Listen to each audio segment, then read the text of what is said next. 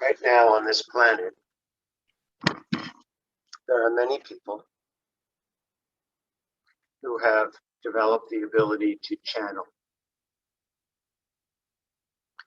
There was a time when very, very few had this ability and very few people knew about it. But now, channeling is quite common. And people are listening to channeling and open to channeling more than ever before.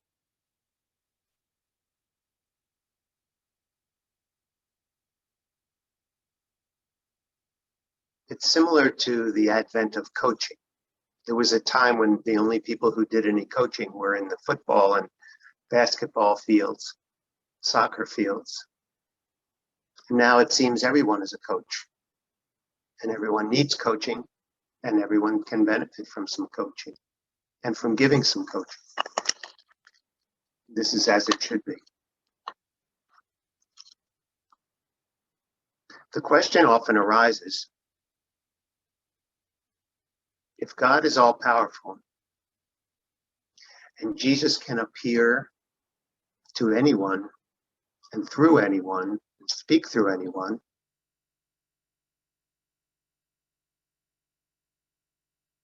how are we to determine what the truth is? Often what is channeled through one person, ostensibly from Jesus, sounds quite different from what is channeled through someone else. How can that be? And the answer is actually pretty simple.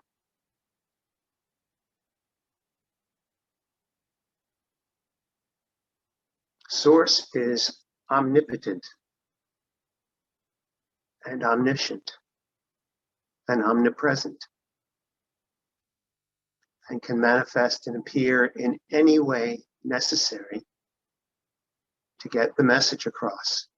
And the message is this: an awakening is coming. Everyone is awakening.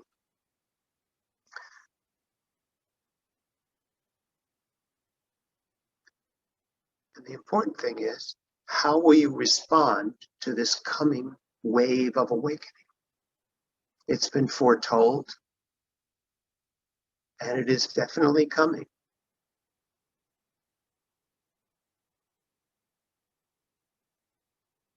Because God is all-powerful, it's possible to manifest in any form necessary to have people respond appropriately to the coming rays and rise in vibration.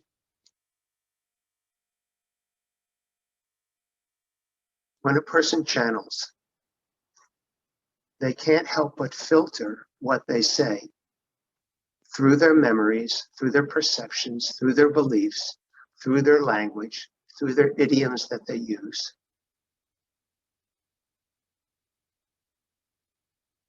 So the channeling becomes somewhat unique to that person. And yet there is a universality to the channeling, and this is what you can pay attention to. When you listen to someone who's channeling, listen from your heart. If you find yourself drawn to what they say from a place of love, if what they say gives you comfort and peace, then trust that and be open to that, because that's coming from you through them. You who you really are. And if what you hear when you're channeling arouses fear in you and a pulling back and a worry,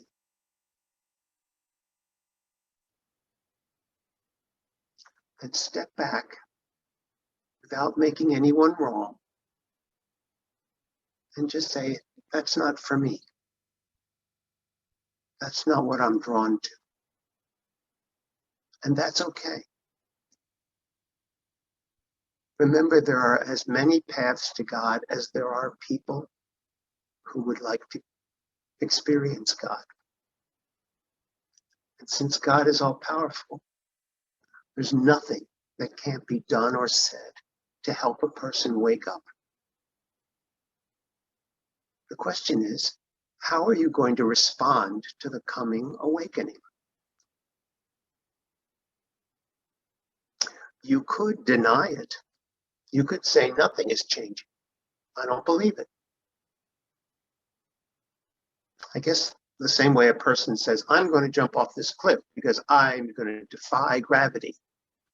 Well, they're not really defying gravity. They're more demonstrating gravity when they jump off a cliff.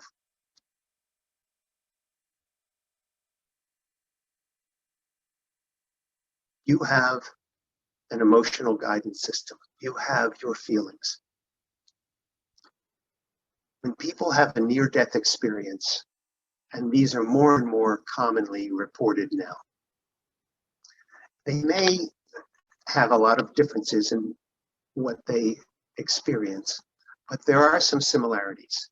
And one is they feel a tremendous sense of love like they've never felt before, the deepest sense of comfort and love. And they also feel that they are known. They feel like this energy knows them, accepts them, loves them, forgives them, understands them. And it's so profound. All they want to do is be in that experience forever. And when they come back to their body and they realize they are not their body, perhaps they still have their beliefs. Some people come back and say, I saw the Son of God, the only Son of God. Well, maybe they don't experience Jesus as their brother, but as their father. That's okay. But the experience they had was real. And that you can trust. Regardless of how you interpret it, that you can trust.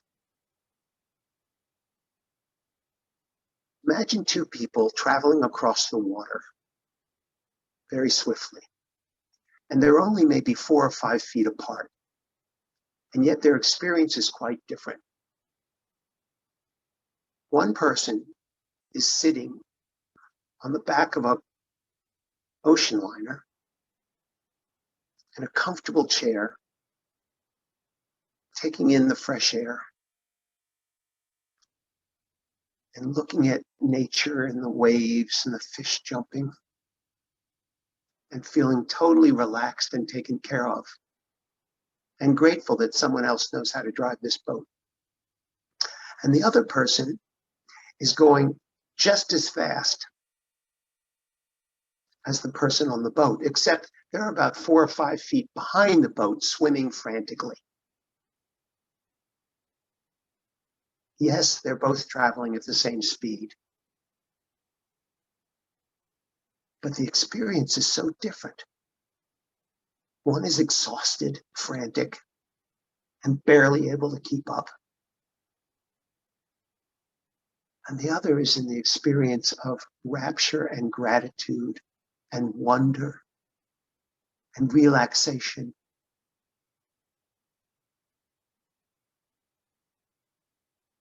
And that's how close it is. So allow yourself to be drawn to whatever draws you, especially if it feels like love, if it feels like comfort.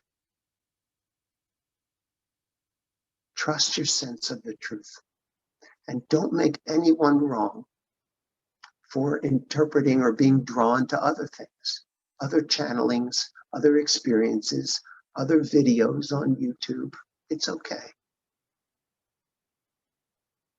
This thing is happening. And it's a wondrous, wonderful thing.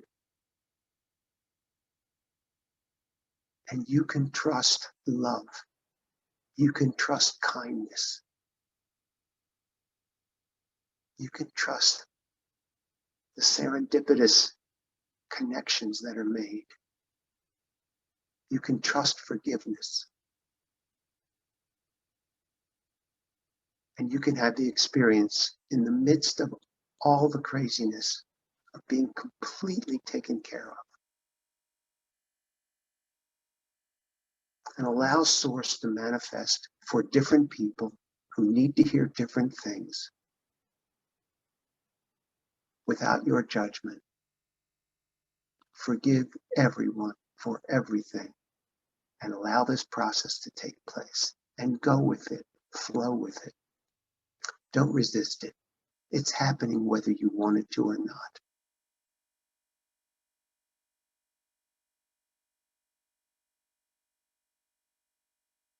Enjoy the ride.